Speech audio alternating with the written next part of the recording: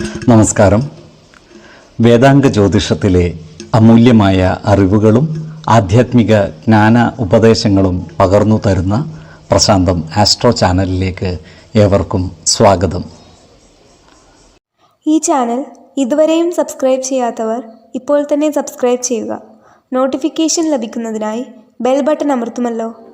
ഒപ്പം channel like ചെയ്യുക, share ചെയ്യുക, കമൻറ്റ് ചെയ്യുക.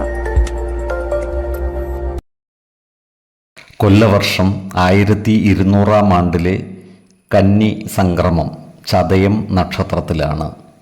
കന്നി 1-ാം തീയതിയിലെ ഗ്രഹനില അനുസരിച്ച് എടവം രാശിയിൽ സർവേശ്വരകാരകനായ വ്യാഴവും, മിഥുനത്തിൽ കുജനും, ചിങ്ങം രാശിയിൽ ബുധനും, കന്നിയിൽ ആദിത്യനും ശുക്രനും കേതുവും, ധനുരാശിയിൽ ഗുളികനും, കുംഭത്തിൽ ചന്ദ്രനും ശനിയും, മീനം രാശിയിൽ രാഹുവും സ്ഥിതി ചെയ്യുന്നു.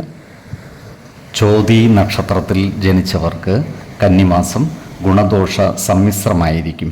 ഇവർക്ക് കർമ്മ മേഖലയിൽ അപ്രതീക്ഷിതങ്ങളായ ചില പ്രശ്നങ്ങൾ വന്നു ചേരുവാൻ ഇടയുണ്ട്.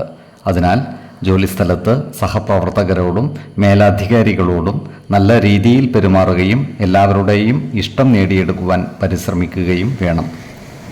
കർമ്മ മേഖലയിൽ സ്ഥാനചലനവും ജോലിയിൽ ചില മാറ്റങ്ങളും വന്നു ചേരുവാനുള്ള സാധ്യതകളും കാണുന്നുണ്ട്.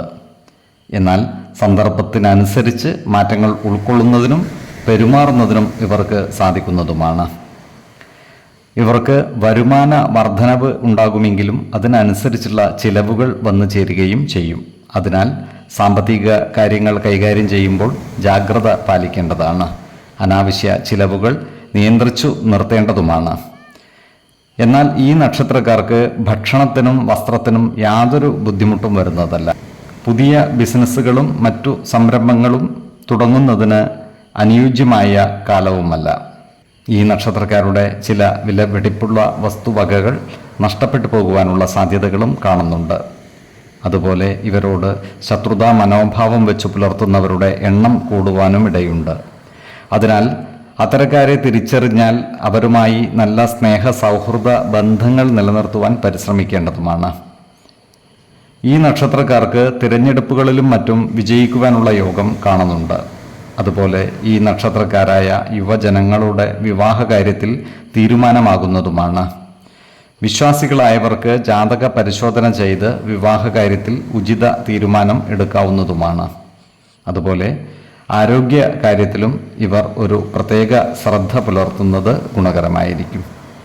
12, 21, 30 തീയതികൾ അനുകൂലമാണ്.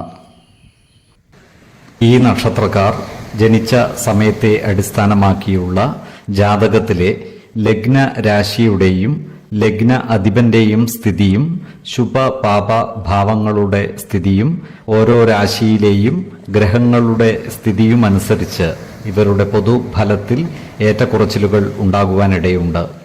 കുടുംബ ദേവതകളെയും ഇഷ്ട ദേവതകളെയും ഉപാസിക്കുന്നത് ഇവർക്ക് ആയുരാരോഗ്യ സൗഖ്യമേകും.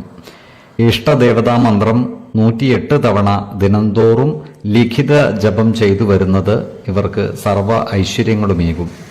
നല്ല വ്യക്തി സാധനകളോടെയും ഉപാസനകളോടെയും മുന്നേറിയാൽ സർവേശ്വരാനുഗ്രഹത്താൽ ഇവരുടെ സർവകാര്യങ്ങളും മംഗളകരമാകും. നന്ദി, നമസ്കാരം. ജ്യോതിഷരത്നം പ്രശാന്ത് കണ്ണോം.